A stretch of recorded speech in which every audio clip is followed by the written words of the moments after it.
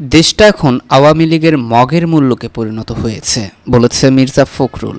দিনাজপুর জেলা বিএনপি সহ অঙ্গ সংগঠনের নেতৃবৃন্দ এবং কেন্দ্রীয় যুবদল নেতাদের জামিন আবেদন নামঞ্জুর এবং কারান্তরণীয়র ঘটনায় গভীর উদ্বেগ প্রকাশ করেছে বিএনপির মহাসচিব মির্জা ফখরুল ইসলাম আলমগীর। এক বিবৃতিতে বিএনপির মহাসচিব বলেন, দেশটা এখন আওয়ামী লীগের মগের মূল্যকে পরিণত হয়েছে। 7ই জানুয়ারির ডামি নির্বাচনের মাধ্যমে জোর জবরদস্তিমূলক রাষ্ট্র ক্ষমতা দখলকারী আওয়ামী শাসক গোষ্ঠী অবৈধ ক্ষমতা ধরে রাখতে দেশব্যাপী বিএনপি সহ বিরোধী দলের নেতাকর্মীদের ওপর ভিন্ন ভিন্ন পন্থায় জুলুম নির্যাতনের মাত্রা বৃদ্ধি করেছে। তিনি আরও বলেন, অব্যাহত গতিতে বানোয়াট এবং ভিত্তিহীন মামলা দায়ের করে বিরোধী নেতাকর্মীদের পর্যতুস্ত এবং নাজেহাল করা হচ্ছে। আর এই ধরনের অপকর্ম সাধনের একমাত্র উদ্দেশ্যই হচ্ছে দেশের বিরোধী দলগুলো যেন দখলদার সরকারের স্বৈরাচারী আচরণের সমালোচনা করতে সক্ষম না হয়। বিএনপি নেতাকর্মীদের জামিন না দিয়ে কারাগারে প্রেরণের মাধ্যমে গোটা দেশকে কারাগারে পরিণত করা হয়েছে বলেও মন্তব্য করেন মির্জা ফখরুল। বিবৃতিতে বলা হয়, দিনাজপুর জেলা বিএনপির সহ সভাপতি শামীম চৌধুরী, মোজাহারুল ইসলাম, স্থানীয় সরকার বিষয়ক সম্পাদক নূর ইসলাম,